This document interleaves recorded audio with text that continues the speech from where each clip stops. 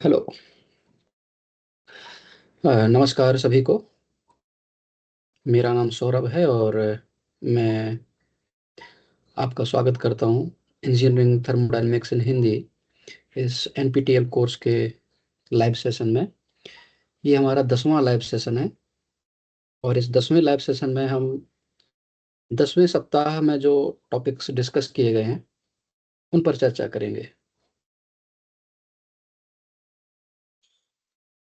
इन topics में मुख्य रूप से वेपर पावर साइकिल और रेफ्रिजरेशन साइकिल शामिल हैं। इसके पहले के जो सेशन है उसमें हम गैस पावर साइकिल्स के बारे में डिस्कस कर चुके हैं और बेसिकली एयर स्टैंडर्ड साइकिल के बारे में डिस्कस कर चुके हैं अगर। और उसमें हमने बहुत सारे एजम्पशंस लिए थे एयर स्टैंडर्ड साइकिल्स की अगर हम बात करें तो, कि जो उसमें वर्किंग मीडियम है वो एयर है, वर्किंग फ्लूइड, और एयर को हमने आइडियल गैस मान के सारी चर्चाएं करी थी। और उसमें फेज चेंज जैसा कोई मामला नहीं हो रहा था।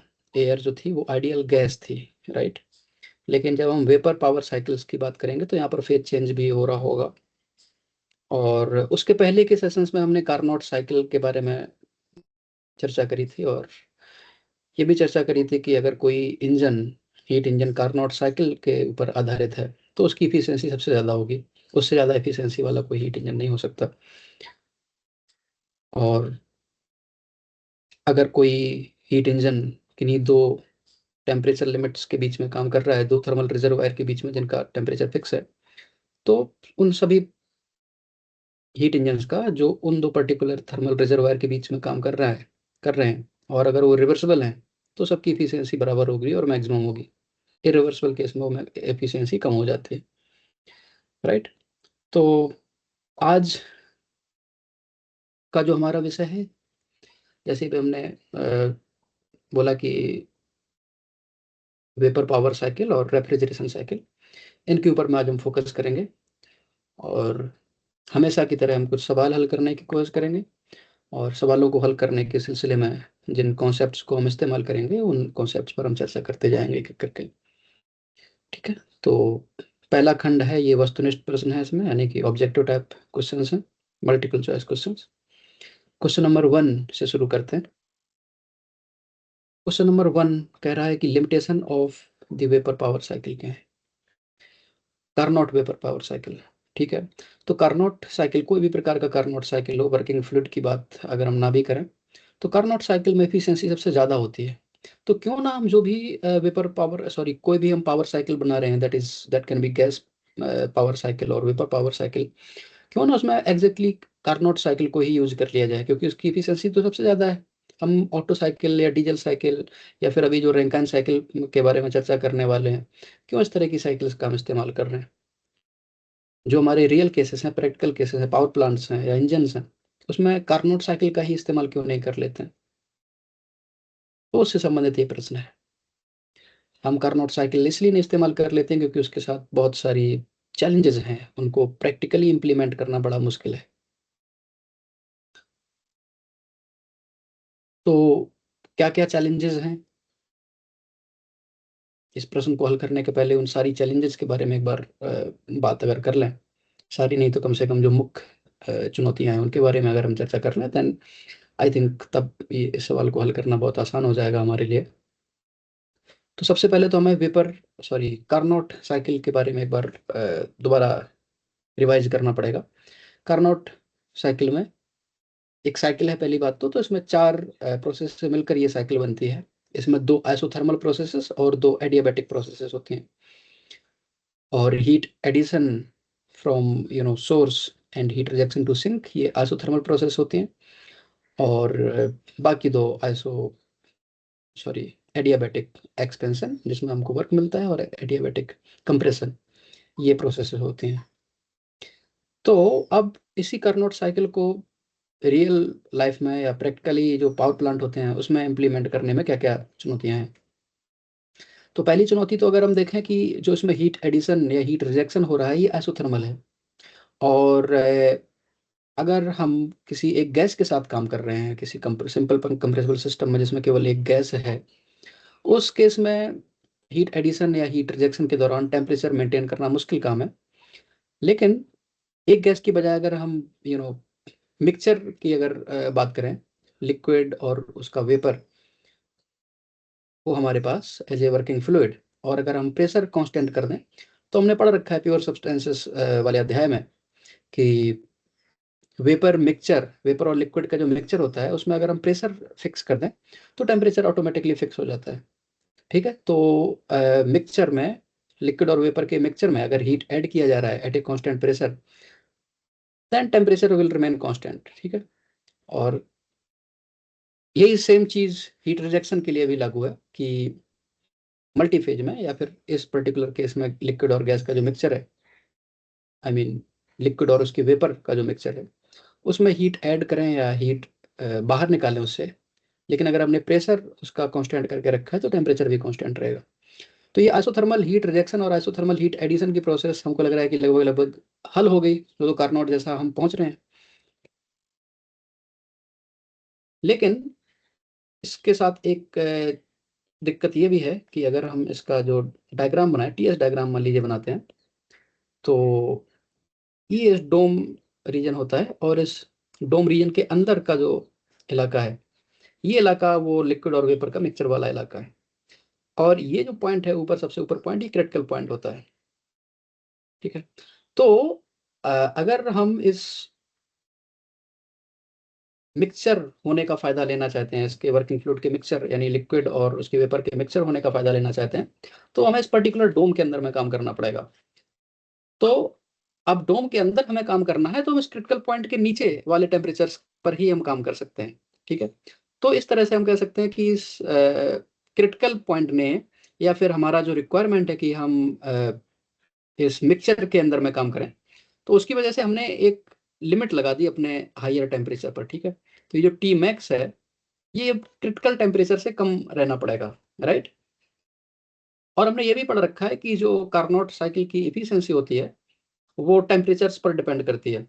तो जिस टेम्परेचर पर हीट ऐड करी जा रही है सिस्टम के अंदर में, वो टेम्परेचर अगर ज़्यादा होगा तो उसकी इफिशियंसी ज़्यादा होगी, और जिस टेम्परेचर पर वो हीट रिजेक्ट कर रहा है सिंक को, वो टेम्परेचर जितना कम होगा उतनी ज़्यादा एफिशिएंसी होगी। ठीक है, तो हीट ऐड जिस टेम्परेचर पर किया जा रहा है वो वाला टेम्परेचर ज़्यादा होना चाहिए, बट उस पर एक लिमिट लग चुकी है। आप देख सकते हैं यहाँ पर डोम के अंदर रहना है तो क्रिटिकल टेम्परेचर से ज़्यादा हो नहीं सकता है। और इसी तरह से जो मिनिमम टेम्परेचर है जहाँ पर हीट रिजेक्ट करी जा रही है उस पर भी एक लिमिट लग गई है। ठीक है, और पानी के केस में ये टेम्परेचर कितना, 300 350 इस तरह की कुछ रेंज में होता है। तो उस टेम्परेचर से कम रखना पड़ेगा टेम्परेचर अगर हम इस पर्टिकुलर मिक्सचर, इसके वर्किंग फ्लूइड के मिक्सचर होने का फायदा उठाना चाहते हैं। ठीक है, दूसरी चीज क्या है कि मान लीजिए कि हम इस डोम के अंदर में ही काम कर रहे हैं। ठीक है, हम टेम्परेचर की लिमिट के अंदर ही काम कर रहे हैं मान लीजिए, तो भी ये जो, ये तो हीट एडिशन वाला प्रोसेस हो गया। अब इसके बाद जो हमको वर्क भी चाहिए, राइट, और वर्क हमको लेने के लिए कुछ टरबाइन चलाना पड़ेगा। तो टरबाइन कुछ ऐसे चलाना पड़ेगा, राइट, आइसेंट्रोपिक जो एक्सपेंशन होता है कार्नोट साइकिल के केस में, है ना, आइसेंट्रोपिक एक्सपेंशन जो होता है वहां उस तरह से हम एक टरबाइन चलाएंगे। तो आप देख सकते हैं कि ये जो टरबाइन चलाने वाला कार्यक्रम है, ये मिक्सचर के लिए हो रहा है, राइट। तो जो टरबाइन के अंदर जो वर्किंग फ्लूइड जा रहा है वो मिक्सचर है, और मिक्सचर ही बाहर आ रहा है। ठीक है, और जो टरबाइन होते हैं वो स्टीम के साथ बहुत अच्छा काम करते हैं, लेकिन अगर उसकी स्टीम की क्वालिटी खराब है ना, 10% से ज़्यादा खराब है, यानी कि उसमें कुछ ना कुछ ड्रॉपलेट रह जाएंगे लिक्विड के, तो उस केस में अगर क्वालिटी ज़्यादा खराब होती है तब फिर टरबाइन ठीक से काम नहीं कर पाता, टरबाइन के डैमेज होने के चांसेस बढ़ जाते हैं।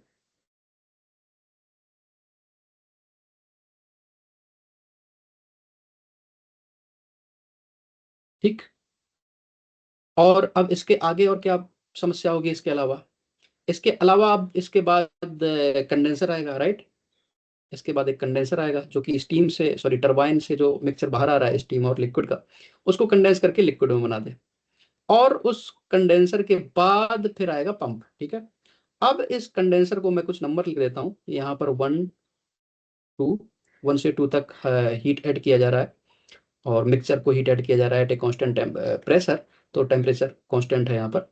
और 2 से 3 में मान लीजिए हमने कुछ ऐसा काल्पनिक टरबाइन बना भी दिया जो काम कर रहा है। फिर 3 से 4 एक कंडेंसर है। अब इस कंडेंसर को एग्जैक्टली 0.4 पर रुक जाना चाहिए, राइट। अब इस कंडेंसर को एग्जैक्टली 0.4 पर रुक जाना चाहिए और फिर 4 से 1 तक एक पंप रहेगा। अब कंडेंसर इतना प्रिसाइजली काम करने वाला कंडेंसर जो वर्किंग फ्लूइड को एग्जैक्टली 0.4 की स्टेट पर बाहर निकाले, ऐसा कंडेंसर बनाना भी मुश्किल है। ठीक बात। और अब कंडेंसर की बात के बाद फिर पंप, यानी कि 0.4 से 0.1 तक प्रेशर बढ़ाना है।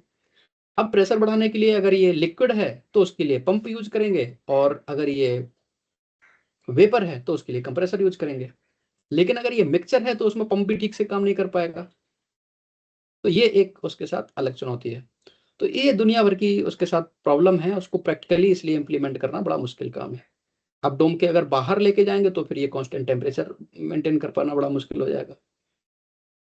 तो इन सारी चैलेंजेस की वजह से कार्नोट साइकिल पर आधारित इंजन को या फिर पावर प्लांट को बनाना प्रैक्टिकली बड़ा मुश्किल काम है।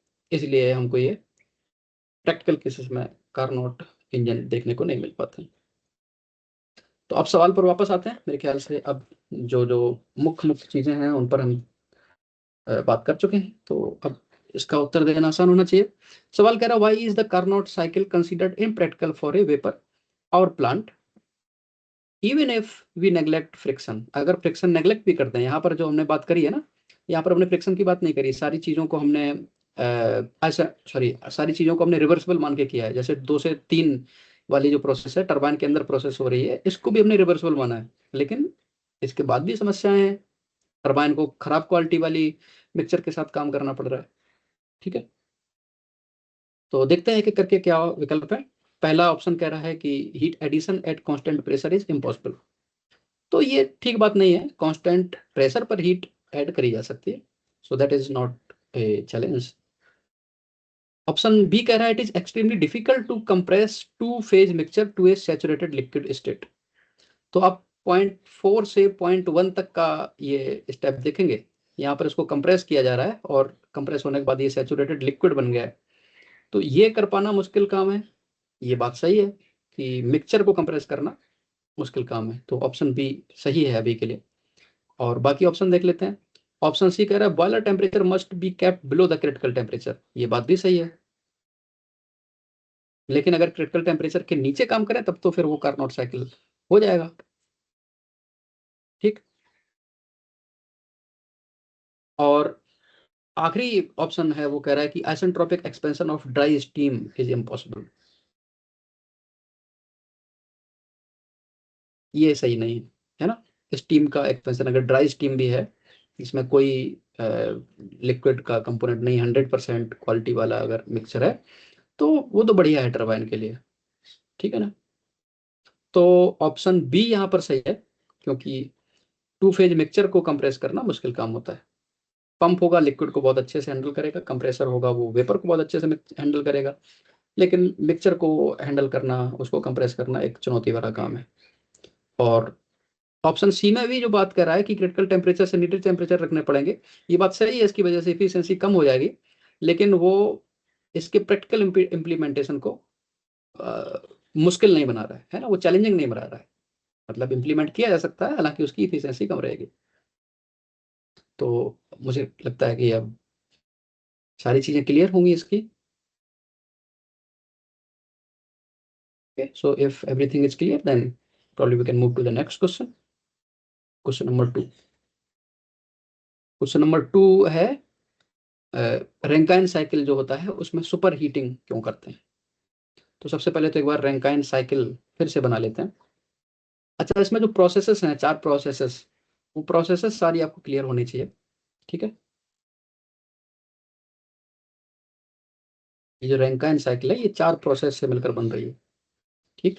अगर टीएस डायग्राम में इसको हम बनाना चाहें, ये हमारा टीएस डायग्राम है, और ये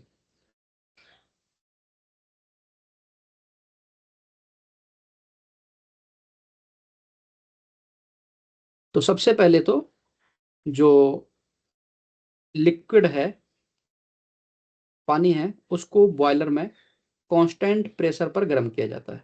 ठीक। तो ये इस तरह की जो लाइन होती है कांस्टेंट प्रेशर लाइन होती है टीएच डायग्राम में। ठीक, अब इसको कितना गर्म करना है, इसको कितना गर्म करना है, सबसे पहले यहाँ से गर्म 1 से गर्म करना शुरू किया गया, फिर ये सैचुरेटेड लिक्विड बन गया, फिर इसके बाद में भाप बनना शुरू हुआ तो उसका टेम्परेचर भी कांस्टेंट हो गया है ना, क्योंकि अब मिक्सचर वाली बात आ गई और प्रेशर कांस्टेंट है। और ये गर्म होते होते होते होते जब सारा पानी भाप बन जाएगा तो ये सैचुरेटेड वेपर बन जाएगा। अब इस सैचुरेटेड को और अगर गर्म कर देंगे और इसमें अगर हीटेड करेंगे तब फिर ये सुपर हीटेड वेपर बन जाएगी। ओके, तो अगर हम चाहें तो इस हीटिंग प्रोसेस को इस सैचुरेटेड वेपर होने तक रोक सकते हैं, तो वो सैचुरेटेड वेपर रहेगी। और अगर इसको और ज्यादा अगर इसमें हीट करें तो फिर ये और ज्यादा गर्म होकर ये सुपर हीटेड वेपर बन जाएगी। ओके, अगर हम यहीं पर इसको गर्म करना बंद कर दें तो फिर इसी जगह से टरबाइन के अंदर में इसको जाना पड़ेगा। और आप देख सकते हैं कि जैसे जैसे ये टरबाइन में आगे बढ़ेगी ये प्रोसेस, तो इसकी क्वालिटी खराब होती जा रही है। राइट, मैंने थोड़ी सी टेढ़ी लाइन बना दी, माफ कीजिए। अगर हम सीधी भी बना लें लाइन को, अगर इसको थोड़ा सीधा बना लें, तब भी आप देख सकते हैं कि जैसे जैसे उसमें एक्सपेंशन हो रहा है तो उसकी क्वालिटी खराब हो रही है। ओके, तो इसलिए हम एग्जैक्टली उसको इस सैचुरेटेड वेपर तक हीट करने की बजाय उसको थोड़ा सा और हीट कर देते हैं, सुपर हीट कर देते हैं। ठीक, उससे क्या हो रहा है, एक तो हमारा टरबाइन के अंदर में जो प्रोसेस हो रहा है उसमें उसको मिक्सचर का सामना, खराब क्वालिटी वाले मिक्सचर का सामना नहीं करना पड़ रहा है। इसके अलावा और क्या हो रहा है, इसके अलावा और ये हो रहा है कि देखिए जो टेम्परेचर है वो भी बढ़ रहा है। हीट जिस टेम्परेचर पर ऐड करी जा रही है वो average temperature of heat addition बढ़ रहा है। और हमने पढ़ रखा है कि अगर average temperature of heat addition बढ़ रहा है या फिर average temperature of heat rejection घट रहा है तो इन दोनों चीजों से एफिशिएंसी बढ़ती है। ठीक, तो सुपर हीट करने का एक तो ये है कि average temperature of heat addition बढ़ रहा है तो उससे एफिशिएंसी बढ़ेगी। ठीक, अब मान लीजिए इसको यहाँ तक हीट कर दिया, सुपर हीट कर दिया, इसके बाद से फिर ये टरबाइन में जा सकता है। अब टरबाइन में भी एक्सपेंशन कितना करना है वो भी एक दिलचस्प बात है। या तो हम बिल्कुल सैचुरेटेड वेपर होने पर एग्जैक्टली बंद कर दें, या फिर उसको थोड़ा सा और जो है एक्सपेंड होने दिया जाए, लेकिन इतना एक्सपेंड ना होने दें कि उसकी क्वालिटी बहुत ज़्यादा खराब हो जाए। तो एक पर्टिकुलर टाइम पॉइंट पर आकर रुक जाना चाहिए जहाँ पर उसकी क्वालिटी 5-10% से ज़्यादा खराब ना हो। ठीक है, मतलब 5-10% लिक्विड से ज़्यादा उसमें लिक्विड ना हो, है ना, 95 या 90 इस तरह की क्वालिटी उसकी हो। इसके बाद में वो कंडेंसर के अंदर में जाएगा। ठीक है, और फिर इसके बाद में वो पंप से फिर वो बॉयलर में जाएगा। ठीक है, तो 1 से 2 तक कांस्टेंट प्रेशर पर हीट ऐड किया गया, 2 से 3 तक ये टरबाइन चलाया गया, 3 से 4 तक ये कंडेंसर है। एक बार सबका नाम लिख देते हैं, पहली बार कम से कम तो 1 से 2 तक ये heat addition at constant pressure in boiler. ठीक है, फिर 2 से 3 तक ये है एक्सपेंशन, जिसमें हमको वर्क मिलेगा, एक्सपेंशन इन टरबाइन। ठीक, आइसेंट्रोपिक इन आइडियल केस। ठीक है, फिर 3 से 4 ये कंडेंसर है, ये भी कांस्टेंट प्रेशर पर काम करता है, आइसोबारिक। और फिर 4 से 1 तक ये पंप। ठीक, और again isentropic in ideal case. तो ये सारी प्रोसेसेस होती हैं एक रैंकाइन साइकिल वाले पावर प्लांट में। ठीक है, और सुपर हीट क्यों किया उस पर बारे में हम चर्चा कर चुके हैं। अब एक बार सवाल को पढ़ते हैं क्या कह रहा है। ये कह रहा है super heating the steam before it enters the turbine primarily serves to, क्या हो रहा है, हीट करने से एक तो उसकी क्वालिटी अच्छी हो जा रही है, 100% तो ऑलरेडी सुपर सैचुरेटेड जब वेपर हुई थी तभी हो गई थी। और इसके अलावा जो एवरेज टेम्परेचर है हीट एडिशन का वो बढ़ जा रहा है। तो ऑप्शन ए, 4 ऑप्शन दिए गए हैं, पढ़ते हैं क्या कह रहा है। ऑप्शन ए कह रहा है increase the heat rejected in the condenser, ये बात सही नहीं है। ऑप्शन बी कह रहा है डिक्रीज द पंप वर्क, ये भी बात सही नहीं, पंप वर्क से कोई लेना देना नहीं इसका।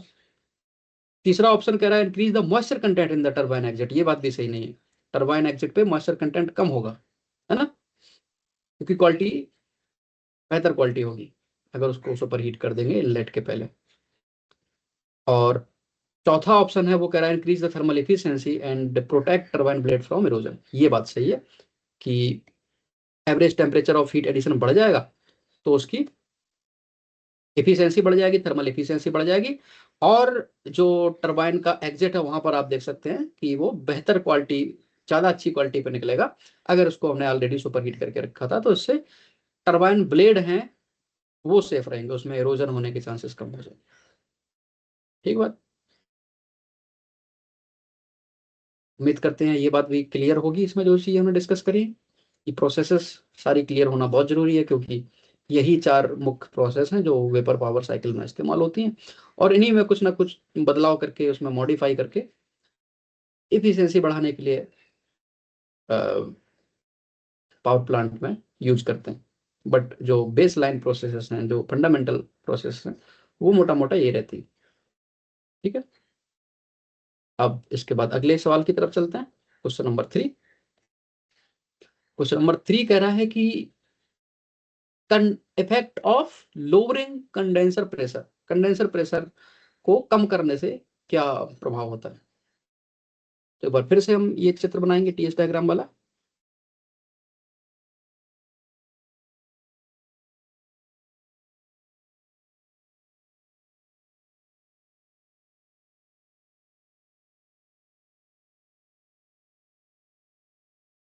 तो कंडेंसर वाली प्रोसेस कहाँ हो रही है, कंडेंसर वाली प्रोसेस हो रही है ये अंत में, है ना। ये वाली जो प्रोसेस है ये नीले रंग से मैं बना रहा हूँ, ये कंडेंसर प्रोसेस है। 1 2 3 4, 3 से 4 के बीच की जो प्रोसेस है वो कंडेंसर वाली प्रोसेस है।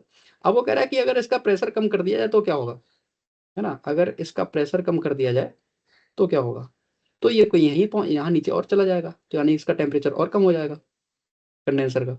ठीक। ये है एट लोअर्ड प्रेशर। ठीक।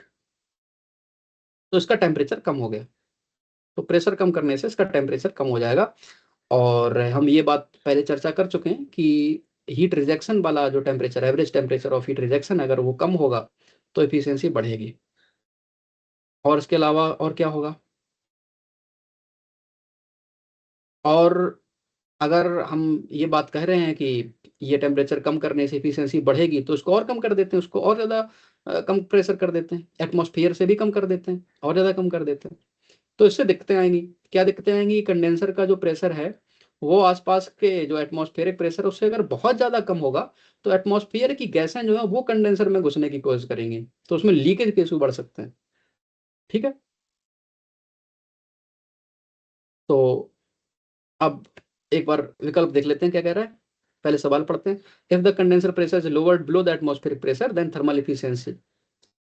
तो पहला ऑप्शन कह रहा है increase because the work output of the turbine increases. ये बात सही है, टरबाइन जो पहले 0.2 से केवल 3 तक जा रहा था अब और नीचे तक जाएगा, 3 डैश तक जाएगा, तो टरबाइन का वर्क आउटपुट बढ़ जाएगा। ये बात सही है। और इसके अलावा और क्या कह रहा है, डिक्रीज, क्या decrease, thermal efficiency decrease because the heat rejection increases. तो अगर हीट रिजेक्शन बढ़ रहा है तो उससे थर्मल इफिशियंसी थोड़ी जो है बढ़ जाएगी। ये बात सही नहीं है। हाँ, टेम्परेचर, एवरेज टेम्परेचर कम हो रहा है हीट रिजेक्शन का, वो सही बात है। ऑप्शन सी कह रहा है रिमेन कांस्टेंट हीट, इसकी थर्मल एफिशिएंसी की बात कर रहा है, remains constant but pump work increases. तो पंप वर्क तो बढ़ेगा, सीधी सही बात है, लेकिन इफिशियंसी बढ़ेगी। ठीक है। पंप वर्क बढ़ेगा, उतना नहीं बढ़ेगा जितना हमको टरबाइन से आउटपुट जो मिल रहा है वो बढ़ेगा। ऑप्शन डी कह रहा है increase only if the boiler pressure is also lowered. Boiler pressure कम कर देंगे तो फिर हीट एडिशन का जो टेम्परेचर है वो भी कम हो जाएगा, average temperature of heat addition, तो वहां से थर्मल इफिशियंसी कम हो जाएगी। तो ऑप्शन डी तो बिल्कुल सही नहीं है। तो ऑप्शन सही कौन सा है, ऑप्शन सही है कौन सा, ऑप्शन ए, थर्मल इफिशियंसी बढ़ती है क्योंकि टरबाइन का वर्क आउटपुट बढ़ जाएगा, पंप का भी वर्क इनपुट बढ़ेगा लेकिन उतना नहीं बढ़ेगा जितना हमको टरबाइन से एक्स्ट्रा वर्क मिल जाएगा। ओके। तो ये था हमारा क्वेश्चन नंबर 3। ठीक है। तो उम्मीद है कि ये भी क्लियर होगा, है ना। अब इसके बाद चलते हैं क्वेश्चन नंबर 4 पर, जो कि रीहीट रैंकाइन साइकिल के प्राइमरी गोल के बारे में है। तो हम रीहीट के बारे में तो पहले ही बात कर चुके हैं। एक बार पढ़ते हैं सवाल क्या कह रहा है। Primary motivation for incorporating a reheat stage in Rankine cycle is to. अच्छा, रीहीट के बारे में अभी बात नहीं करी हमने, सुपर हीटिंग के बारे में बात करी थी। अच्छा, रीहीट क्या होता है?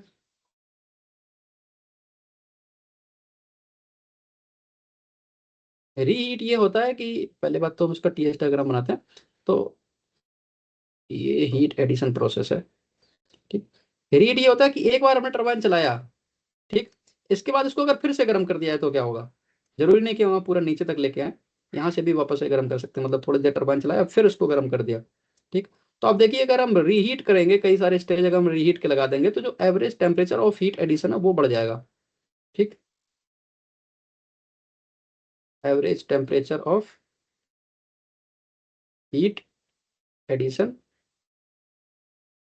विल राइज, और इससे क्या होगा? थर्मल एफिशिएंसी बढ़ेगी। ठीक बात। और ये जो ऐसे वर्टिकल लाइन है ये टरबाइन वाली लाइन है, और ये जो ऐसे लाइन है ये रीहीट की लाइन है।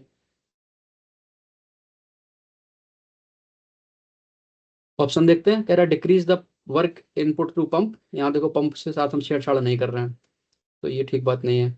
ऑप्शन बी कह रहा है prevent excessive moisture in the final stage of turbine expansion. ये बात सही है। हम देखिए दूर चले जा रहे हैं डोम से, सुपर हीटेड रीजन में, तो ये बात ठीक है। ऑप्शन सी कह रहा है eliminate the need for a condenser. तो कंडेंसर तो चाहिए होगा, एलिमिनेट कैसे कर देंगे रीहीट करके? ये बात सही नहीं है। और ऑप्शन डी कह रहा है to make the process isothermal. तो एवरेज टेम्परेचर बढ़ा रही है हीट एडिशन का, लेकिन आइसोथर्मल नहीं बन रही है। तो यहाँ पर केवल ऑप्शन बी सही है। ठीक बात।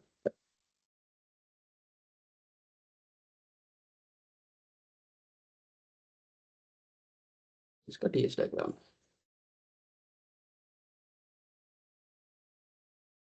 सुपर हीट जैसा ही मामला है ये भी थोड़ा सा, है ना।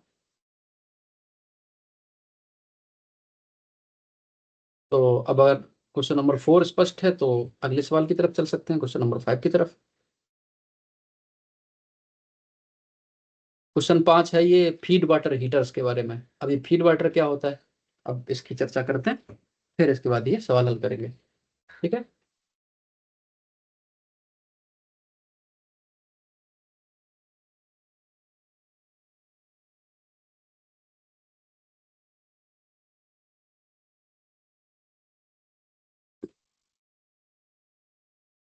एक बार सवाल पढ़ते हैं फिर चर्चा करते हैं इस पर, है ना।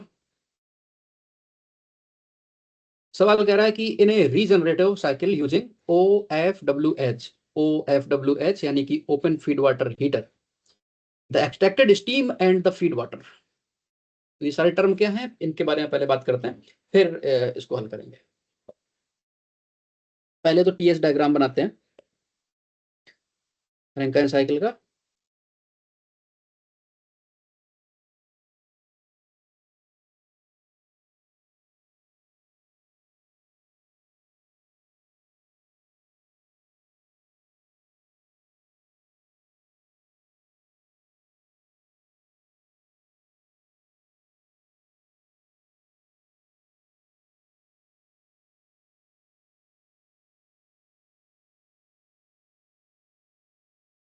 तो इसमें देखिए 1 से 2 कांस्टेंट प्रेशर पर हीट ऐड करी जा रही है, फिर 2 से 3 टरबाइन है, और 3 से 4 कंडेंसर, और 4 से 1 पंप है। ठीक है। अब इसमें अगर हम देखें तो जब हीट ऐड करना शुरू किया है पॉइंट 1 पर, तब देखिए काफी कम टेम्परेचर पर हीट ऐड करना शुरू किया, और ये पानी है। ठीक है, ये लिक्विड है, और ये कहीं 2 डैश पर जाके, या इसको 1 डैश लिख देते हैं, 1 डैश पे जाके ये सैचुरेटेड लिक्विड हुआ है, और फिर 2 डैश पे जाके ये सैचुरेटेड स्टीम हुआ है। तो 1 से 1 डैश तक जो हीट ऐड करी जा रही है, वो 1 डैश से 2 डैश पर जो हीट ऐड करी जा रही है जिस टेम्परेचर पर, उस पर्टिकुलर टेम्परेचर से 1 से 1 डैश का एवरेज टेम्परेचर कम है। ठीक।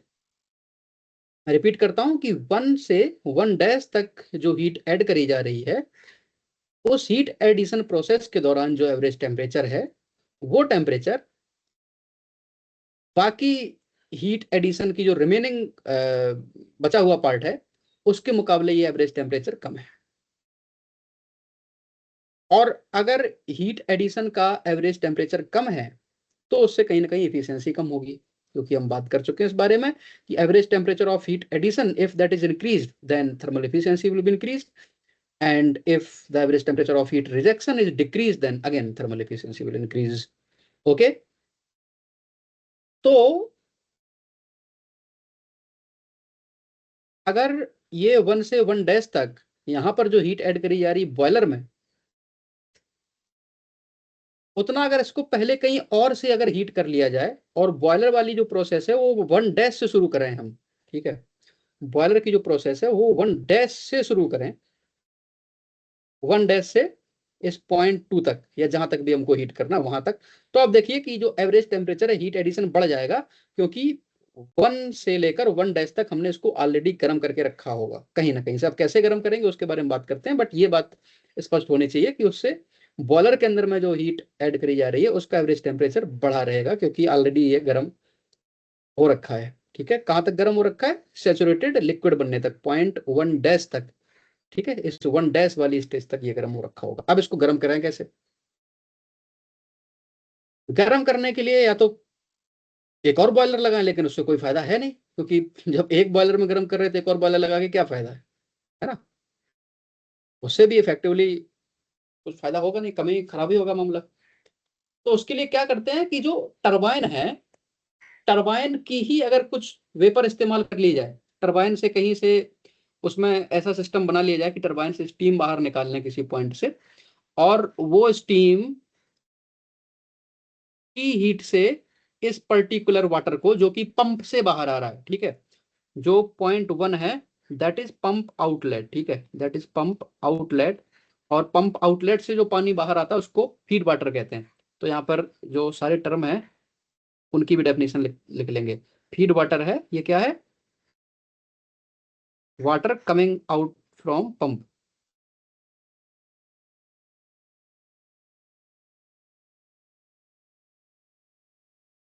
एंड फीड टू बॉयलर, ये होता है फीड वाटर जो कि बॉयलर को दिया जा रहा है।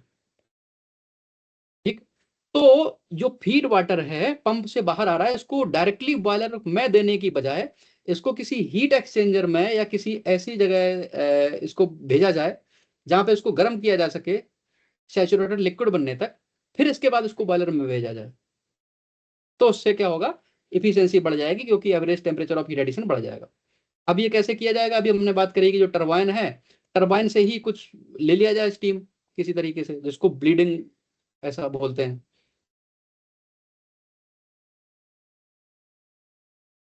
तो टरबाइन से अगर कुछ इस तरह के पैसेज बना के स्टीम ली जा रही है और उससे इसको गर्म कर लिया जा रहा है पानी को पहले, तो इस पूरी प्रोसेस को रीजनरेशन बोलते हैं। ओके, अब मान लीजिए कि हमने टरबाइन से स्टीम ले तो ली, अब इस स्टीम के माध्यम से फीड वाटर को गर्म कैसे करें? ये जो पंप से पानी बाहर आ रहा है वो हाई प्रेशर पे पानी आ रहा है, ठीक है, और टरबाइन से स्टीम बाहर आ रही है। अब इस टरबाइन की स्टीम को फीड वाटर की हीट के साथ कैसे, मतलब उसमें हीट कैसे ट्रांसफर करी जाए? Steam that is coming out from turbine, how that steam can be how the heat of that steam can be transferred to the feed water? Okay, so for that we have either we can use some sort of heat exchanger, okay, जिसमें mixing नहीं होगी, or we can just mix that steam that we are taking from turbine to this feed water in a mixing chamber. Okay, so we have two methods, right? So in one method we are simply mixing the steam that we are getting from the turbine to this feed water in a mixing chamber, okay, that we call open feed water heater, जिसमें कि mixing हो रही होती है। और दूसरा तरीका है कि जो स्टीम हमने टरबाइन से ली उसकी हीट को एक हीट एक्सचेंजर के माध्यम से, एक हीट एक्सचेंजर के माध्यम से उस हीट को फीड वाटर को दिया जाए without any mixing. Okay, so that is close feed water heater. ठीक है, तो ये दो तरीके हैं। ओपन फीड वाटर हीटिंग में मिक्सिंग हो रही है स्टीम और इस फीड वाटर की, और क्लोज वाले में मिक्सिंग नहीं हो रही है। ठीक, तो ये चीज। अच्छा, इस रीजनरेशन से और भी बहुत सारे फायदे होते हैं। एक तो बहुत सारे फायदे में से एक ये भी है कि मान लीजिए आपको टरबाइन के थ्रू जो मास फ्लो रेट है स्टीम का, उसको भी आप कंट्रोल कर सकते हैं। आपको कम चाहिए मास फ्लो रेट, तो आप ज्यादा स्टीम निकाल लीजिए उससे बाहर। ठीक। और आपको पता है कि जैसे जैसे एक्सपेंशन होगा टरबाइन में, तो उसके लास्ट के जो स्टेजेस होंगे टरबाइन के, जैसे जैसे वो आगे बढ़ेगा, तो वहां पर आप देखिए एक्सपेंशन ज्यादा होने की वजह से कई बार उसका वॉल्यूम, स्पेसिफिक वॉल्यूम बहुत ज्यादा बढ़ जाता है। ठीक। तो इतना ज्यादा स्पेसिफिक वॉल्यूम हैंडल करना कई बार जरूरी नहीं होता और मुश्किल होता है। तो इस तरह से अगर हम स्टीम बाहर निकाल लें टरबाइन से, तो उससे कई बार हम उसका वॉल्यूम, मास फ्लो रेट कंट्रोल करने में भी उसका इस्तेमाल कर सकते हैं। ठीक। और उस स्टीम को, उसकी हीट को इस्तेमाल करेंगे, पानी को जो कि फीड वाटर है उसको गर्म करने के लिए टरबाइन पर, सॉरी बॉयलर में भेजने के पहले। ओके। और दो तरह के फीड वाटर हीटर हमने देखे, जिसमें एक तो है ओपन फीड वाटर हीटर और एक क्लोज्ड फीड वाटर हीटर। जो ओपन वाला है उसमें मिक्सिंग चैम्बर होता है। ठीक। जिसमें स्टीम जो कि टरबाइन से बाहर आ रही है और फीड वाटर जो कि पंप से बाहर आ रहा है, दोनों को मिक्स कर दिया जाता है हीट ट्रांसफर के लिए। और जो क्लोज्ड वाला होता है उसमें सॉर्ट ऑफ हीट एक्सचेंजर होता है। ठीक। अब बाकी तो सारी बेसिक चीजें हैं। आपको पता है कि मिक्सिंग अगर हो रही है, तो मिक्सिंग से बेहतर फिर हीट ट्रांसफर क्या ही होगा। जितनी हीट थी उसकी स्टीम की, वो सारी की सारी पानी के साथ मिक्स हो जाएगी और हमको बाद में एक मिक्सचर मिलेगा। तो इसमें तो एकदम परफेक्टली, एकदम परफेक्ट केस है ये हीट ट्रांसफर का। लेकिन अगर हीट एक्सचेंजर यूज कर रहे हैं तो उसमें क्या नाम, मिक्सिंग नहीं हो रही है, तो उतना अच्छा हीट ट्रांसफर नहीं हो पाएगा। और मिक्सिंग करना आसान भी होता है, मिक्सिंग चैम्बर बनाना आसान भी होता है, इसलिए सस्ते भी होते हैं। और हीट एक्सचेंजर महंगे होते हैं, थोड़े कॉम्प्लेक्स होते हैं। लेकिन एक दिक्कत भी है ओपन फीड वाटर हीटर के साथ, कि अब जो स्टीम आई और जो फीड वाटर था उनको मिक्स कर दिया, तो अब जो फाइनल मिक्सचर निकलेगा उसका प्रेशर सेम होगा, राइट। तो इसमें जो फीड वाटर हमने, सॉरी स्टीम लिया हमने टरबाइन से और जो फीड वाटर लिया हमने पंप से, उनको मिक्स कर दिया, तो प्रेशर सेम हो गया, दोनों का मिक्सचर का एक प्रेशर हो गया।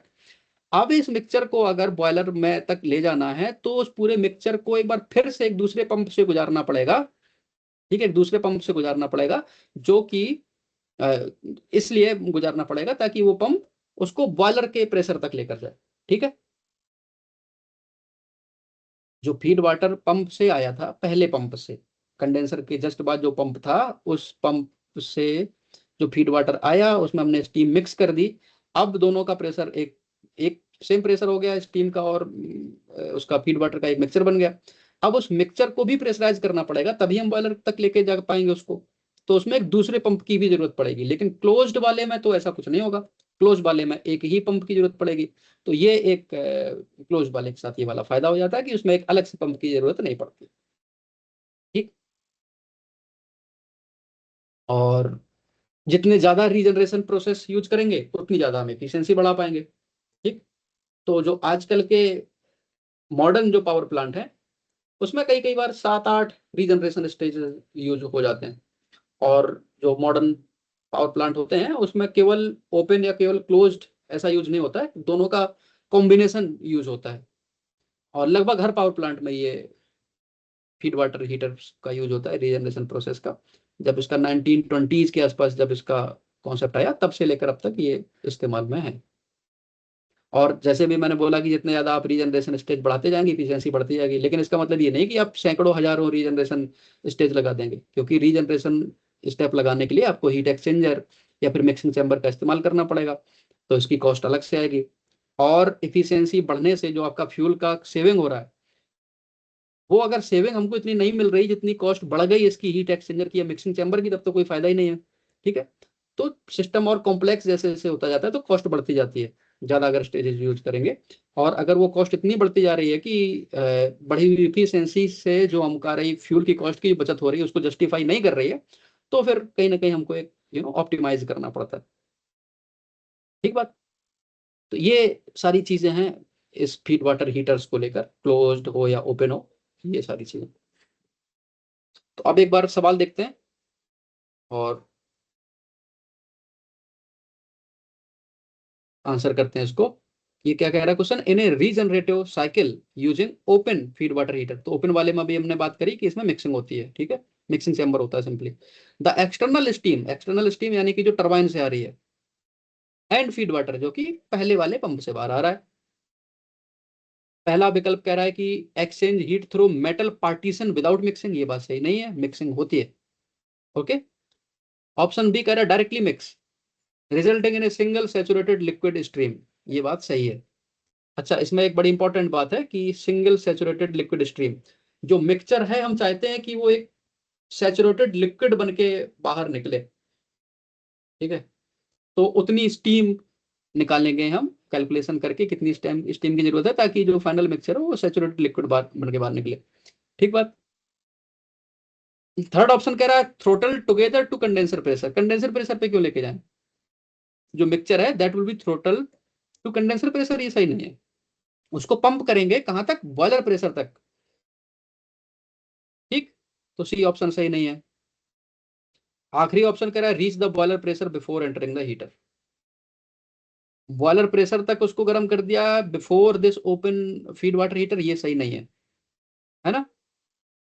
वो पंप थोड़ा सा उसका प्रेशर बढ़ाता है, फिर इसके बाद उसमें स्टीम मिक्स करी जाती है टरबाइन से जो ली गई है, फिर जो मिक्सचर बनता है उसको फिर से क्या नाम करके पंप के माध्यम से उसका प्रेशर बढ़ाया जाता है बॉयलर प्रेशर तक लेकर जाने के लिए।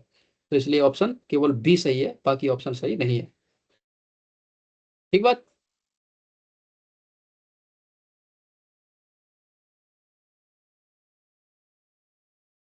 तो ये सारी चीजें उम्मीद है कि स्पष्ट होंगी, है ना। फीड वाटर हीटर्स के बारे में, ओपन हो क्लोज्ड हो, किसमें कितने पंप चाहिए, कहाँ तक उसका प्रेशर बढ़ रहा है, ओके, इनलेट आउटलेट पे कंडीशंस के हैं, ठीक। तो अगर ये सारी चीजें क्लियर है तो अब अगले सवाल की तरफ बढ़ते हैं। क्वेश्चन नंबर 6 ये कह रहा है कि आइडियल और एक्चुअल साइकिल के वर्क के बारे में कह रहा है कि ड्यू टू इरिवर्सिबिलिटीज, इरिवर्सिबिलिटी में क्या क्या आता है, फ्रिक्शन आता है, हीट लॉस आते हैं इन रियल टरबाइन, जो रियल टरबाइन है उसमें, the actual work output is. तो अगर इरिवर्सिबिलिटी है, हीट लॉस हो रहा है, फ्रिक्शन है टरबाइन में, तो टरबाइन से जो वर्क आउटपुट मिल रहा था वो कम हो जाएगा, जाहिर सी बात है। The actual work output is option A greater than the isentropic work, ये सही नहीं है, ग्रेटर कैसे हो जाएगा, लॉस हो रहा है तो कम होगा। ऑप्शन बी कह रहा है equal to the isentropic multiplied by the COP coefficient of performance, ये तो रेफ्रिजरेटर और हीट पंप के लिए डिफाइन करते हैं, तो ये टरबाइन के लिए तो सही नहीं है। ऑप्शन सी कह रहा है less than the isentropic work, ये सही बात है ना, रिवर्सिबल केस के मुकाबले ये कम हो जाएगा, आइसेंट्रोपिक केस के मुकाबले कम हो जाएगा। डी कह रहा है कि इंडिपेंडेंट ऑफ एग्जिट प्रेशर, तो ये भी बात सही नहीं है। सी ऑप्शन सही है कि जो एक्चुअल वर्क आउटपुट होगा टरबाइन का, इरिवर्सिबिलिटीज की वजह से, रियल केस में इरिवर्सिबिलिटी होती है तो फ्रिक्शन है, हीट लॉस है, उसकी वजह से कम हो जाएगा रियल के मुकाबले, आइसेंट्रोपिक वर्क आउटपुट के मुकाबले, ठीक बात। अब ये तो आसान सवाल था, अब अगले सवाल की तरफ चलते हैं। क्वेश्चन नंबर 7 ये कह रहा है थ्रॉटलिंग इन रेफ्रिजरेशन साइकिल्स, रेफ्रिजरेशन साइकिल जो होते हैं ये पावर साइकिल के बस उल्टे होते हैं।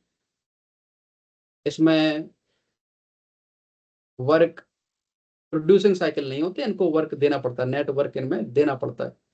और ये करते क्या है, हायर टेम्परेचर वाले एनवायरनमेंट में हीट देते हैं और लोअर टेम्परेचर वाले एनवायरनमेंट से हीट लेते हैं,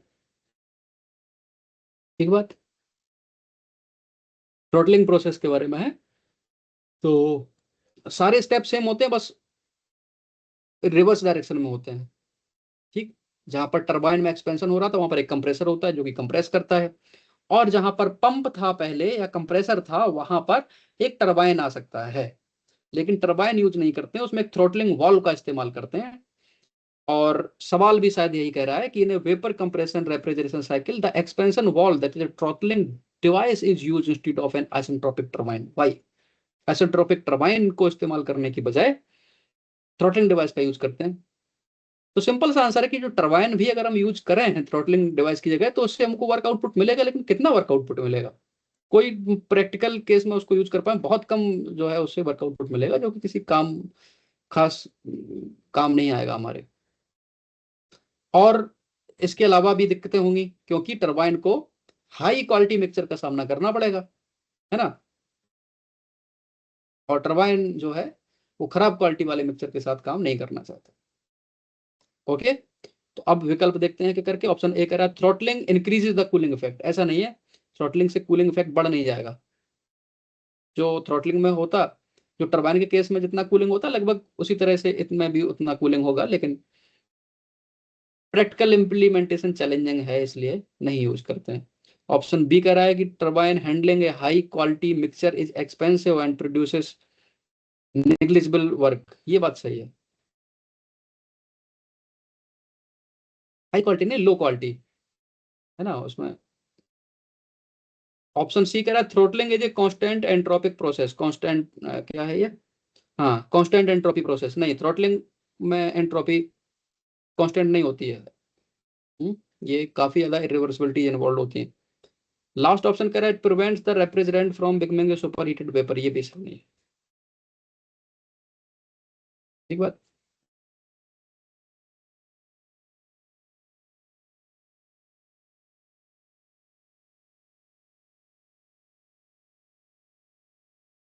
तो ये है, वाल्व इसलिए यूज करते हैं क्योंकि वाल्व सस्ता पड़ता है, और मिक्सचर में क्या है, पानी है, गैस है, वो सब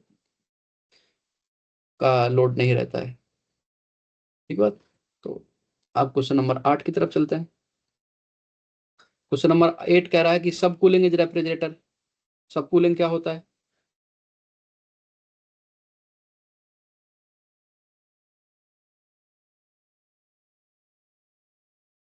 at the exit of condenser. तो इसका भी सबसे पहले एक टीएस डायग्राम बना लेना चाहिए, इसके बाद इसकी चर्चा करते हैं।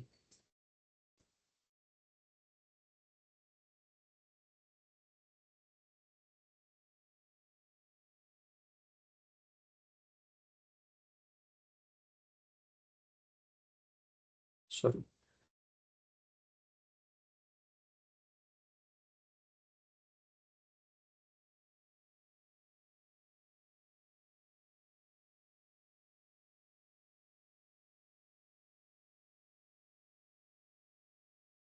तो इसमें सबसे पहले होती है कंप्रेशन। कंप्रेसर में, ठीक, ये 1 से 2, ये कंप्रेसर में गया। फिर इसके बाद एक रेडिएटर होता है, या फिर इसको आप कंडेंसर बोल लीजिए। आपने देखा होगा आपके फ्रिज के बाहर बहुत सारी कॉइल जैसी लगी होती हैं, फ्रिज के बाहर वाले पीछे वाले इलाके में। ये बेसिकली कंडेंसर होता है। फिर इसके बाद में आता है थ्रोटलिंग वॉल्व, या फिर टरबाइन अभी क्यों नहीं लगा रहे हैं उसकी बात कर रहे थे। तो अगर ये आइसेंट्रोपिक होता तो ऐसा हो जाता। सॉरी, अगर ये आइसेंट्रोपिक होता तो बिल्कुल सीधे आइसेंट्रोपिक हो जाता, लेकिन रियल केस में थ्रोटलिंग वॉल्व है तो रिवर्सिबिलिटी की वजह से ऐसा। तो 2 से 3 कंडेंसर या रेडिएटर कुछ भी बोल लीजिए, और 3 से 4 वॉल्व, और 4 से 1 यहाँ पर उसकी उसमें हीट ऐड हो रही है लो टेम्परेचर वाले इलाके से।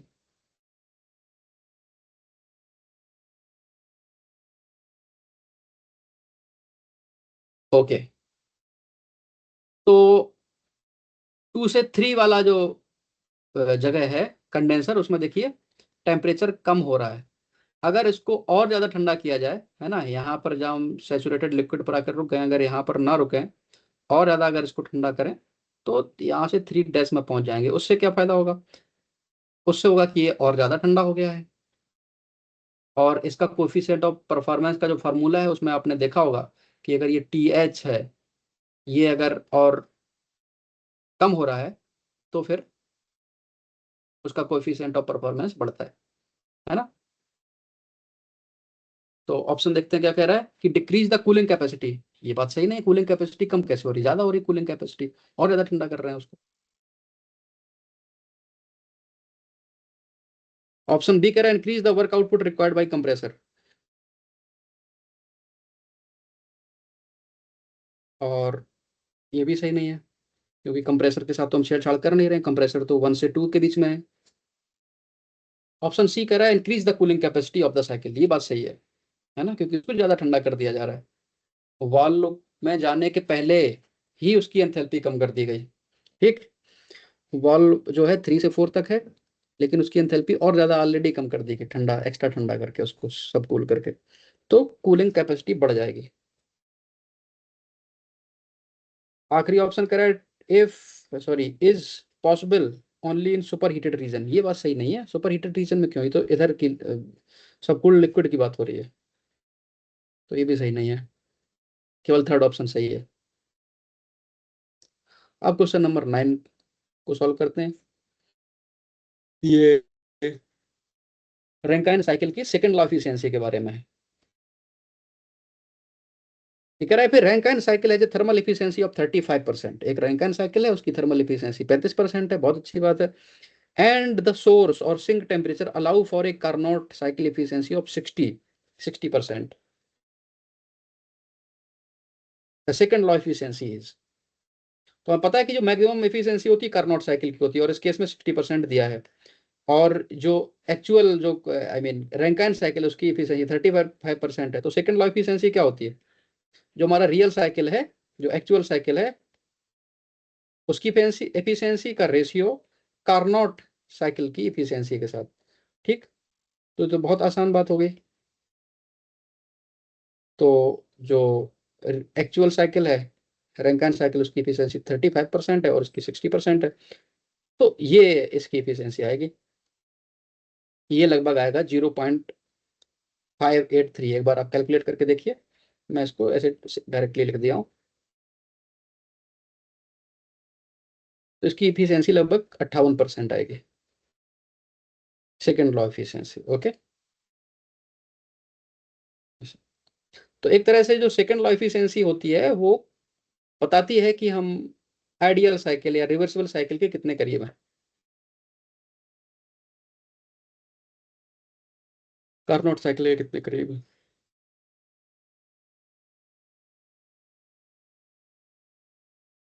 Okay, so this was the easy one. Now I think we can move to the next question, question number 10। Reheat और एवरेज टेम्परेचर का क्या संबंध है, शायद उसके बारे में सवाल है। रीहीट के बारे में हम बात कर चुके हैं already. Reheating steam eight an intermediate pressure, ठीक बात, इंक्रीज द थर्मल एफिशिएंसी। क्यों थर्मल एफिशिएंसी बढ़ जाती है रीहीट करने से,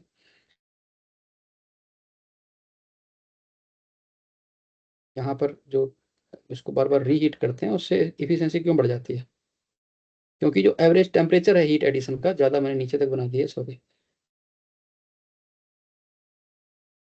जो एवरेज टेम्परेचर है ऑफ हीट एडिशन वो बढ़ जाता है, उसकी एफिशिएंसी बढ़ जाती है। अब देखते हैं कि सवाल क्या कह रहा है एक्जेक्टली, ऑप्शंस क्या क्या कह रहे हैं। ये कह रहा है कि थर्मल एफिशिएंसी बढ़ जाती है, क्यों, क्योंकि it increase the average temperature at which heat is added, ये एकदम सही बात है। सेकंड ऑप्शन कह रहा है decrease the average temperature of heat reaction, ये सही बात नहीं है। थर्ड ऑप्शन कह रहा है converts the inter cycle into erection cycle, ऐसा कुछ नहीं, इरेक्शन साइकिल थोड़ी बन जाएगा उससे। लास्ट ऑप्शन कह रहा है reduces the mass flow rate of cooling water, इससे भी कोई लेना देना नहीं है, तो केवल ऑप्शन ए सही है। ठीक बात। अब इसके बाद दूसरा सेक्शन शुरू होता है, जिसमें कुछ थ्योरेटिकल सवाल हैं, और आखिरी सेक्शन में न्यूमेरिकल सवाल होंगे। न्यूमेरिकल सवाल हल करते हैं, लेकिन इसके भी एक आध सवाल हल कर लेते हैं। इसमें केवल आई थिंक डिस्कशन टाइप की चीजें हैं। क्वेश्चन नंबर 11 जैसे है, ये रीजनरेशन के कैलकुलेशन के बारे में है।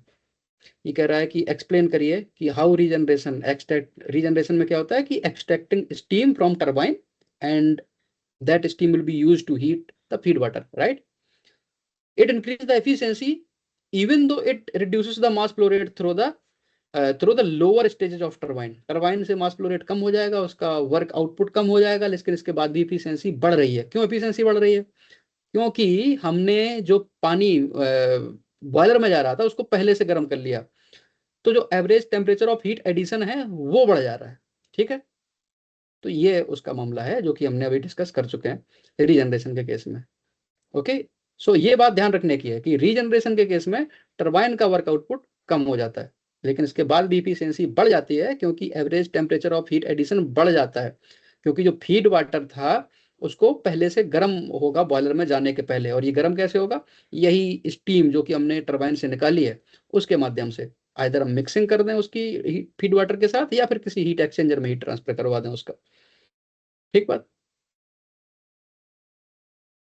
क्वेश्चन नंबर 12 कह रहा है ये ओपन फीड वाटर हीटिंग या फिर क्लोज्ड फीड वाटर हीटर के बारे में। तो contrast the open feed water heater with the closed feed water heater. तो अंतर क्या है? अंतर ये है कि जो ओपन फीड वाटर हीटर होते हैं उसमें सिंपली मिक्सिंग कर दी जाती है, जो स्टीम आई टरबाइन से और फीड वाटर जो कि पंप से आए, पहले वाले पंप से, उनको मिक्स कर दिया जाता है। इसके बाद जो मिक्सर बनता है उसको वापस से पंप, दूसरे पंप से गुजारा जाता है, उसको प्रेशराइज किया जाता है बॉयलर प्रेशर तक ले जाने के लिए। और क्लोज्ड जो फीड वाटर हीटर होते हैं उसमें जो टरबाइन से हीट निकाली, स्टीम निकाली गई है, उसकी हीट को फीड वाटर में ट्रांसफर करने के लिए हीट एक्सचेंजर का इस्तेमाल करते हैं। मिक्सिंग नहीं होती उसमें, तो अलग से पंप नहीं चाहिए होता है। तो ये दोनों में अंतर है। और ओपन फीड वाटर हीटर में मिक्सिंग हो रही तो एकदम पूरी पूरी आइडियल हीट ट्रांसफर हो रही है, लेकिन क्लोज्ड वाले में उतनी अच्छी हीट ट्रांसफर नहीं होगी, थोड़ा सा टेम्परेचर डिफरेंस रह जाएगा। तो अब और क्या कह रहे हैं इसके अलावा? Which require more pump. Open वाले में ज्यादा पंप की जरूरत पड़ेगी, एक पंप तो पहले ही है ना, जिस पंप से फीड वाटर बाहर निकला है। फिर इसके बाद मिक्सिंग करेगी और मिक्सचर बना, उसको फिर एक दूसरे पंप से। तो ओपन वाले जो फीड वाटर हीटर होते हैं उसमें ज्यादा पंप चाहिए होते हैं। Why is the closed feed water heater more often preferred in large scale power plant despite the less effective heat transfer.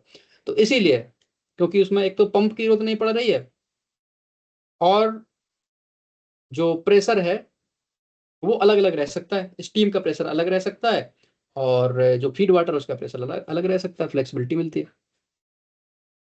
हालांकि कॉम्प्लेक्स होता है, बट अलग से पंप नहीं चाहिए, अलग अलग प्रेशर रख सकते हैं इसलिए। ओके।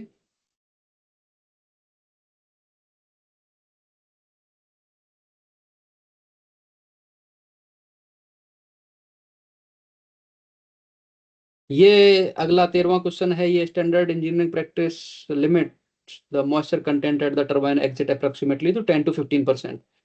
ठीक बात। Use the PV and TS diagram to explain why increasing the boiler pressure without increasing the super heat lead to a violation of this constraint.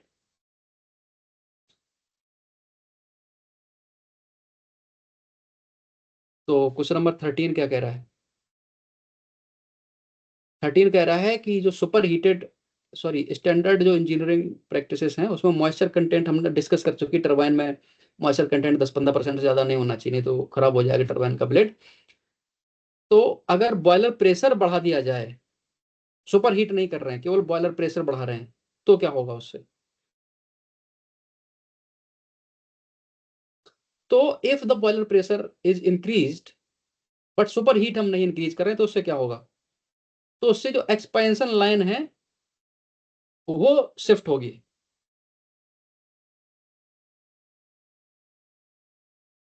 कैसे शिफ्ट होगी एक बार वो बनाते हैं।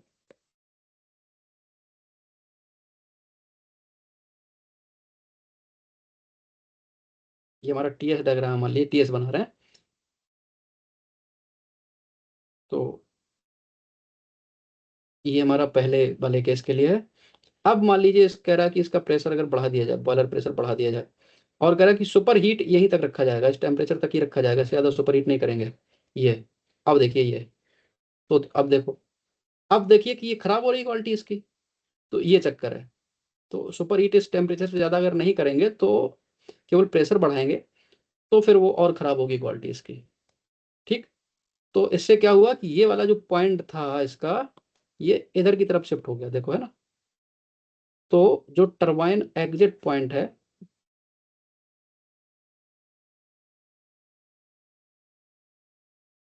That shift towards wet region. ठीक। ये चक्कर है।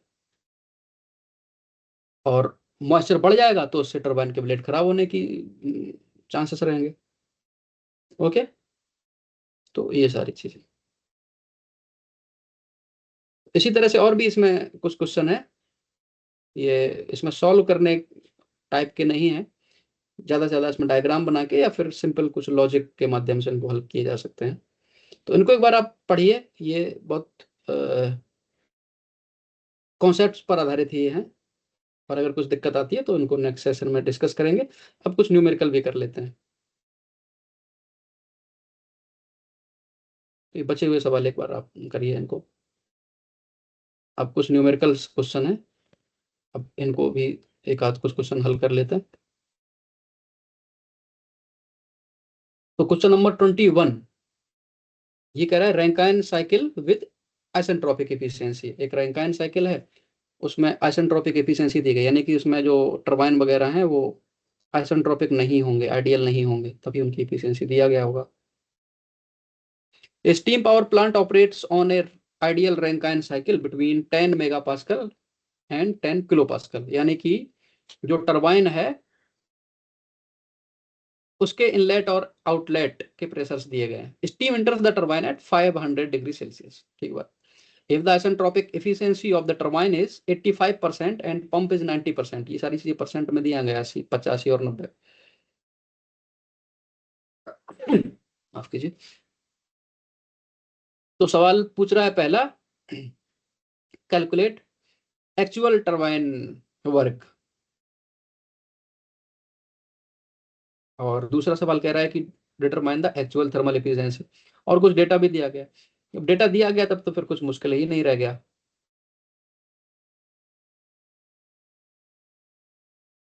तो फर्स्ट पॉइंट पे भी डेटा दिया गया, सेकंड पॉइंट पे भी डेटा दिया गया, तो फिर कुछ उसमें मुश्किलात तो कुछ है नहीं।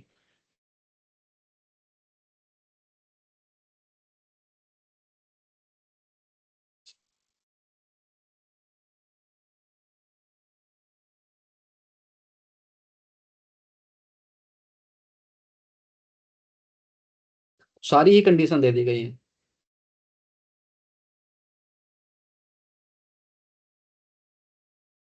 तो सवाल हल करने के पहले जैसे हमने एयर स्टैंडर्ड साइकिल वाले उसमें किए थे, सबसे पहले हम डायग्राम बनाते थे, तो इसमें भी सबसे पहले हम डायग्राम बनाएंगे। टीएस डायग्राम इसमें ज्यादा आसान होते हैं बनाने, तो वही बना लेना चाहिए हमको।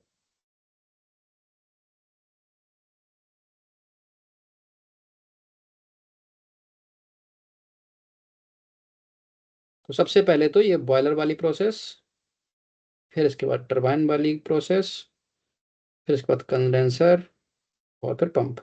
1 2 3 और फिर 4। तो प्रेशर दिया गया है, P1 बराबर P2 होगा, और ये दिया गया है 10 मेगा पास्कल। ठीक बात। और P3 और P4 बराबर होंगे, ये दिए गए हैं, दिया गया है 10 किलो पास्कल। और क्या दिया गया है, टरबाइन में एंटर कर रही है स्टीम 500 डिग्री सेल्सियस पर, तो T2 दिया गया है 500 डिग्री सेल्सियस। ठीक बात। और इसके बाद टरबाइन एफिशिएंसी दी गई है, टरबाइन एफिशिएंसी दी गई है, आइसेंट्रोपिक एफिशिएंसी 85%, और पंप एफिशिएंसी भी दी गई है 90%।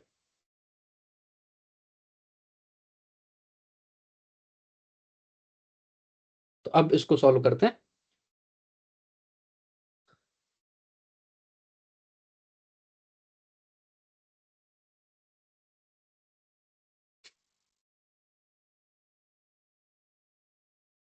टरबाइन के जो स्टेट हैं वहां पर आइसेंट्रोपिक नहीं है, तभी इसकी इफिशियंसी दी गई है। ठीक। तो रियल में ये कुछ ऐसा हो जाएगा। ठीक। तो इसलिए इसको डॉट डॉट ये वाला बनाना चाहिए, डॉट डॉट आइडियल वाला बना देते हैं।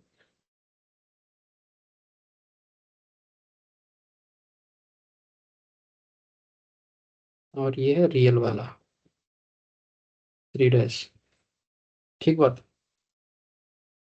तो अगर ये आइडियल वाला केस होता, आइडियल केस में जो एंट्रोपी है 0.2 की, वो होती 0.3 की एंट्रोपी, लेकिन यहाँ पर S3। ये चीज, ठीक।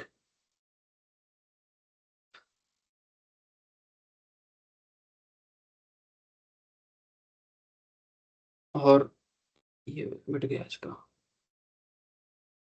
ठीक।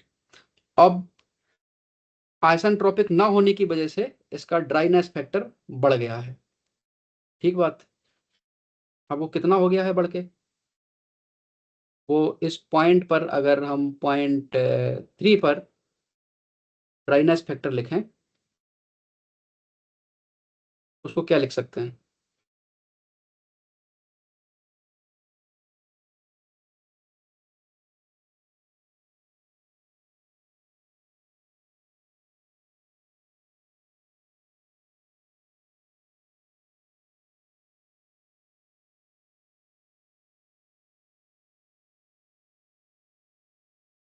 एंट्रोपी के टर्म्स में लिख सकते हैं इसको। एंट्रोपी के टर्म्स में ऐसे लिख सकते हैं कि जो पॉइंट 3 की एंट्रोपी है और पॉइंट 3 की और पॉइंट 2 की एंट्रोपी बराबर है, अगर वो आइसेंट्रोपिक होता है। यहाँ पर डैश और बिना डैश वाले में थोड़ा सा ध्यान रखिए कि जो S2 यानी कि इस वाले, सॉरी, ये जो पॉइंट है, पॉइंट 4,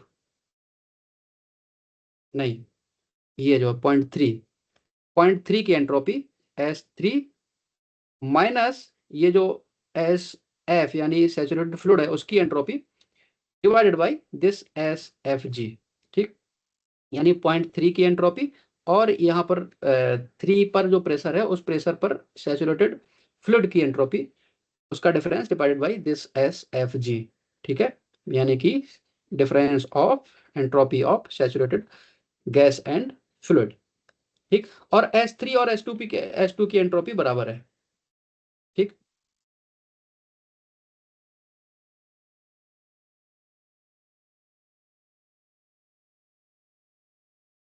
तो S2 minus SF divide by SFG,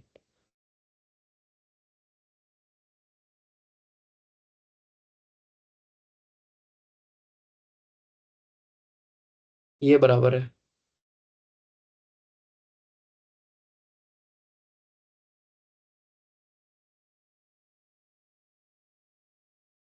और S2, अच्छा, ये जो H1, ये इन्होंने पॉइंट अलग तरीके से डिफाइन किए हैं, बट इसलिए इनके नंबर्स में थोड़ा सा कंफ्यूजन हो सकता है। ये है H1 और ये इन लोगों ने यहाँ से उसकी नंबरिंग करी है, ठीक है। लेकिन जो S1 है वो बेसिकली, इसको इन्होंने 1 बोला है, इस पॉइंट को 1 बोला है इन्होंने, है ना। ये टरबाइन इनलेट है,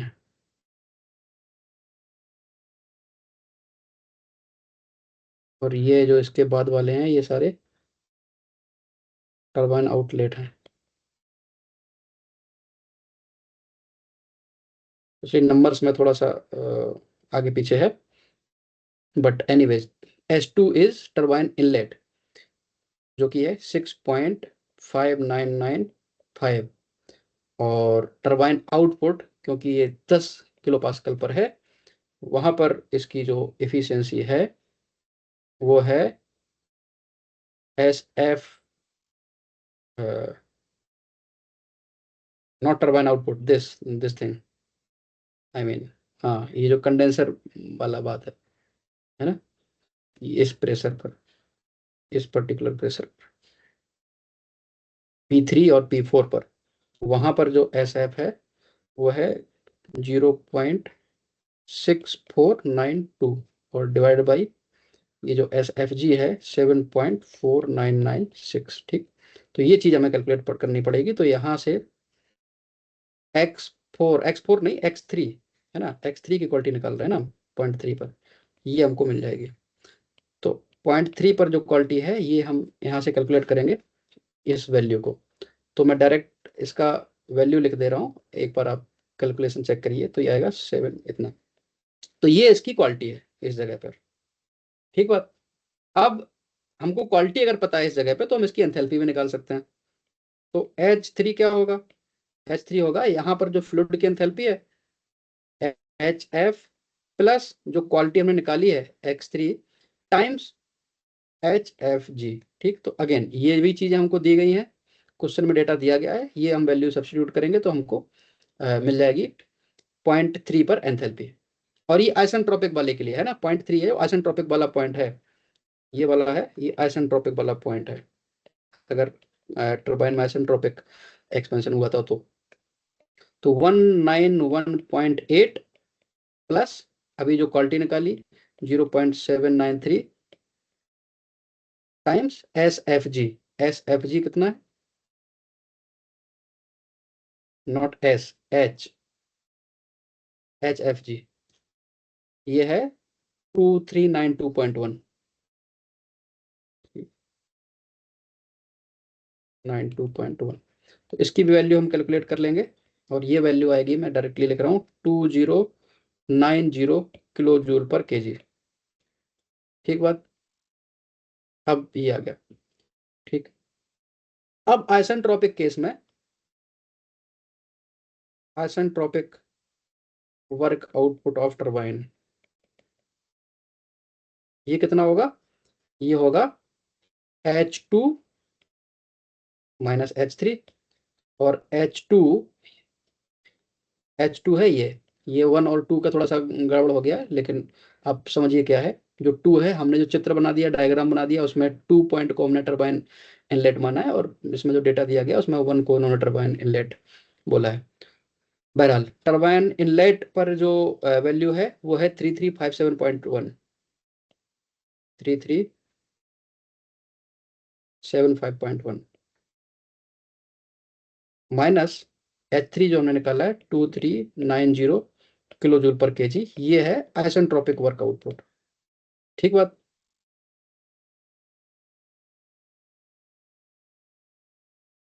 अब जो एक्चुअल वर्क आउटपुट होगा वो क्या होगा वो हम निकाल लेंगे इसके इफिशियंसी के फॉर्मूले से। तो इसकी इफिशियंसी क्या होगी, टरबाइन की सेकंड लॉ इफिशियंसी, टरबाइन की ये होगा जो एक्चुअल वर्क आउटपुट है, यानी कि H2 minus H3 dash, dash वाला रियल मामला है, minus sorry divide by H2/H3, जो कि आइसेंट्रोपिक वाली बात है। ये दिया गया है 0.85, 85% उसकी इफिशियंसी बताई गई थी। तो अब सारी वैल्यू सब्स्टिट्यूट कर देंगे और हमको मिल जाएगा आंसर। तो 0.85 this is equal to H2, जो कि उसमें दिया गया है सवाल में, 3375.1 माइनस H3 डैश, जो कि टरबाइन के एग्जिट पर एक्चुअल उसकी एंथैल्पी है, वो 3375.1 माइनस जो आइसेंट्रोपिक केस में एग्जिट पर एंथैल्पी होती। तो इस तरह से जो H3 प्राइम आएगी वो यहाँ से हम कैलकुलेट करके, मैं डायरेक्ट आंसर लिख रहा हूँ, 2282 किलो जूल पर केजी, ये आएगा। ठीक है, 2282 किलो जूल पर केजी निकालना है। क्या था, एक्चुअल टरबाइन वर्क आउटपुट। तो एक्चुअल टरबाइन वर्क आउटपुट यही है, मल्टीप्लाई कर देंगे इसका, इसका और इसका मल्टीप्लाई कर देते, बट एनीवे सब्सट्रैक्ट भी कर सकते हैं। तो जो एक्चुअल टरबाइन आउटपुट है, एक्चुअल टरबाइन वर्क आउटपुट है, वो होगा H2 माइनस H3 प्राइम, घटा देंगे इसको, 3375.1 माइनस अभी जो हमने निकाला है 2282 किलो जूल पर केजी। तो ये इसकी वैल्यू आ जाएगी। मैं डायरेक्ट आंसर लिख रहा हूँ, 1093 किलो जूल पर केजी। एक बार आप आंसर और कैलकुलेशन चेक करिए, अगर कुछ गड़बड़ होता है तो हम इसको दोबारा कर लेंगे। ठीक है, तो ये आ गया एक्चुअल टरबाइन वर्क आउटपुट, इतना आ गया ये। और क्या पूछा है इसके अलावा, इसके अलावा पूछा है determine the actual thermal efficiency, actual thermal efficiency निकालनी है। तो एक्चुअल थर्मल एफिशिएंसी कैसे निकालेंगे, एक्चुअल थर्मल एफिशिएंसी निकालेंगे जो टोटल वर्क आउटपुट मिला डिवाइड बाई जो बॉयलर में हीट दी गई वो, और टोटल वर्क कितना होगा, टोटल वर्क होगा जो टरबाइन से वर्क मिला है वो, और पंप को जो वर्क दिया है माइनस वो करना पड़ेगा। तो पंप का वर्क आउटपुट निकाल लेंगे। पंप का वर्क आउटपुट निकालने के लिए 0.4 और 0.1 की एंथैल्पी को सिंपली सब्सट्रैक्ट करेंगे।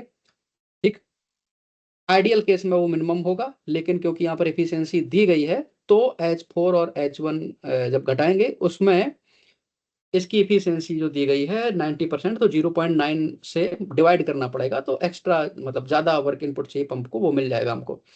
फिर जो टरबाइन का एक्चुअल वर्क आउटपुट आया है उससे पंप का एक्चुअल वर्क इनपुट माइनस करेंगे, वो होगा हमारा नेट वर्क आउटपुट। अब हमको नेट वर्क आउटपुट मिल गया, और नेट हीट कितना ऐड किया गया है इसमें बॉयलर में, उसका रेशियो ले लेंगे, तो वहां से हमको मिल जाएगी इसकी एक्चुअल थर्मल एफिशिएंसी। ठीक बात। तो इस तरह से इसकी एक्चुअल थर्मल एफिशिएंसी आ जाएगी। मैं आंसर लिख दे रहा हूँ, एक बार आप क्रॉस चेक कर लीजिए, आंसर को मैच कर लीजिए। तो ये आएगी करीब 34.1%। एक बार इसको आप चेक कर लीजिए सॉल्व करके। ओके, तो इस तरह से ये सारे सवाल कर सकते हैं। क्वेश्चन नंबर 22 में भी इसी तरह से है, क्वालिटी निकालनी है, उसमें भी डेटा दिया गया है, इसको भी कर लेंगे। तो मेरे ख्याल से अब we can stop here, because concepts जो हमको डिस्कस करने थे वो सारी चीज़ें लगभग हमने डिस्कस कर ली हैं। और जो न्यूमेरिकल्स हैं उनको हल करने के लिए सबसे पहले टीएस डायग्राम बनाएंगे, और जो कॉन्सेप्ट हमने डिस्कस किए हैं वो यूज होंगे इसमें। और इसके अलावा कुछ डेटा जो चाहिए या तो सवाल में दिया होगा, अगर नहीं दिया गया तो उसके इसमें स्टीम जो टेबल होती है उनका इस्तेमाल करके डेटा हम वहाँ से ले लेंगे। ठीक बात। और एक बार इनको अपनी तरफ से हल करिए, अभ्यास करिए इनका, अगर कुछ दिक्कत आती है then definitely we can, of course we can discuss in the next session. Okay, so we'll stop here. Okay, and we will meet in the next session. Thank you.